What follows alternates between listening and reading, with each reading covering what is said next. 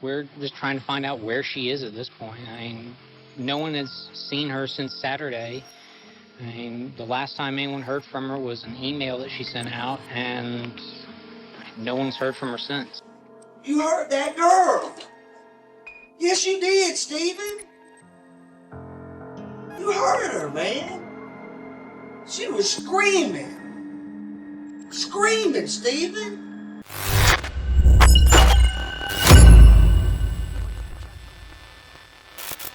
In the silent hours of June 26, 2011, the quaint town of Macon, Georgia became the backdrop for a true crime tale of horror that unfolded in the Barristers Hall apartments.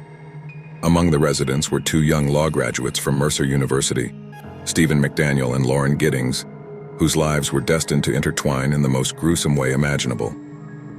Stephen McDaniel, born on September 9, 1985, was an academically inclined person. His somewhat ordinary childhood stood in stark contrast to the dark void that lay within. Nothing in McDaniel's life before the incident was out of the ordinary.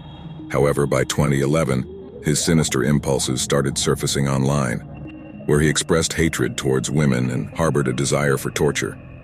Interestingly, he also showed survivalist tendencies, storing food and energy drinks in his apartment.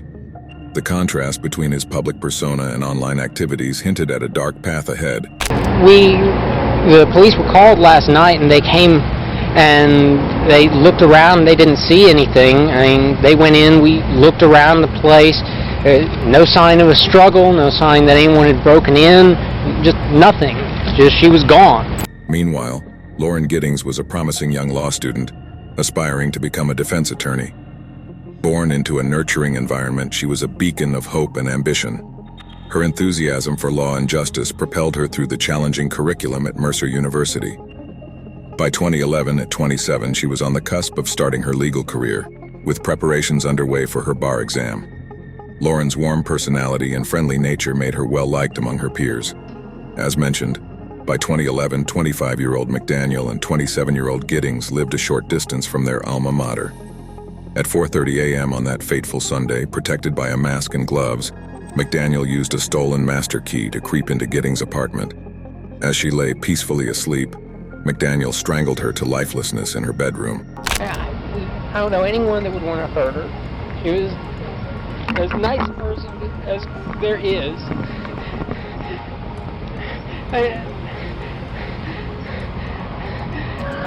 Was she moving soon? Did you know anything about her? Yeah, she was going to be moving out today.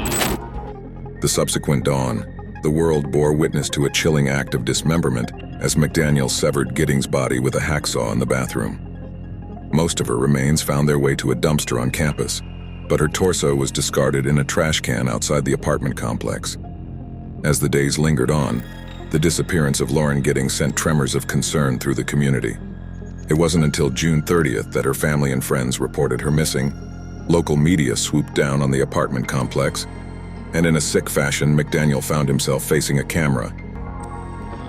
We're just trying to find out where she is at this point. I mean, no one has seen her since Saturday. I mean, the last time anyone heard from her was an email that she sent out, and no one's heard from her since. As the reporter disclosed the discovery of a body, McDaniel's mask of deceit shattered, his face morphing from feigned worry to stark terror, uttering, "Body," before collapsing into a seated position, his mind grappling with the reality that had come crashing down. I mean, we just don't know where she is. What about in the parking lot area? I know they've been doing a lot of. I think that's where they have recovered the body or whatever they recovered from there. Body? Had you heard? Had you seen anything there? Had you seen anything there? I mean, we don't know if this is the same person. You know what I mean? Like, they took out a body there earlier. We don't know if it's the same person or not. That's why we're trying to ask people if they know who lived there. Are you okay, sir? I think I need to sit down. Okay. Much to investigators' surprise, his digital footprints revealed a tremendous amount of hatred towards women. Moreover, McDaniel's posts on internet forums uncovered he had an unhealthy fantasy for human torture. Armed with this knowledge, the police acquired a warrant to search his apartment. They unearthed damning evidence. His laptop told tales of a stalker, McDaniel's stash of survival supplies suggested a level of paranoia. These findings, alongside his erratic behavior during the TV interview,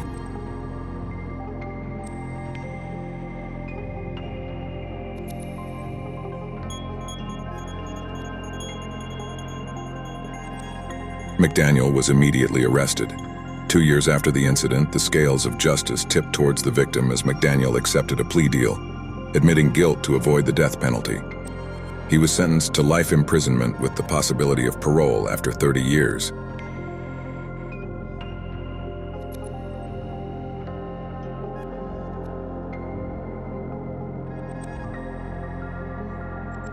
The story didn't end there.